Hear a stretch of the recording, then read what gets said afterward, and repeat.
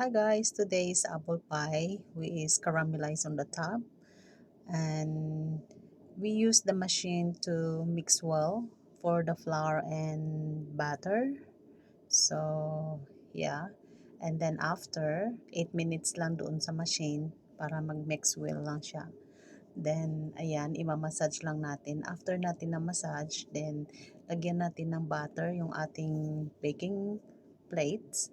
So, ito yung phyllo pastry is yun yung pan-toppings natin sa taas since hindi na ako nakagawa ng dough para dyan sa taas since yung aking pastry is may expired na. So, kailangan kong gumawa ng paraan para magamit. So, ayan, nagpuk lang tayo ng fork dyan. Tapos, lagyan natin sa freezer for 2 hours.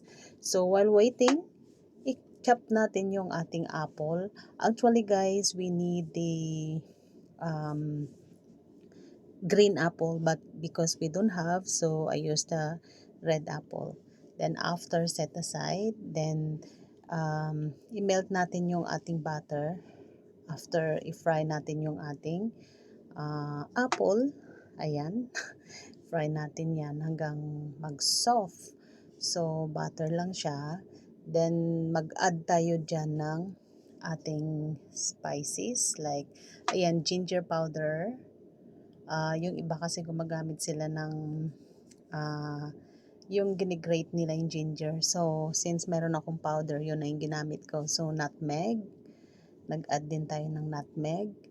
And then, cinnamon para pampalasa at pampabango na din.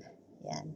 Minsan gusto natin yung mga um, colorete. Colorete para makeup ano. Yan, minsan kailangan natin yung mga herbs na yan. Then brown sugar.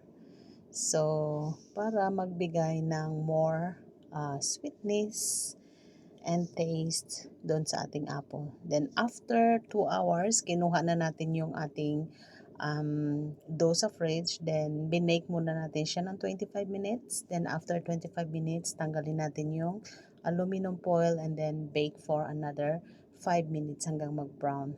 Then since binibake natin yung ating base, so continue cooking sa ating apple filling. Then after that, ayan, luto na yung ating filling. Lagay lang natin yan.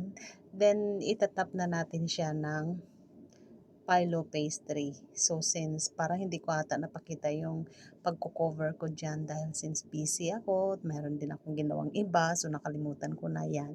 So ayan, na ano na siya, natakpan na ng phyllo pastry.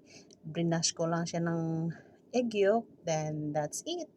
Bake ko siya ng 25 minutes for 200 degree. So, thanks for watching. Enjoy!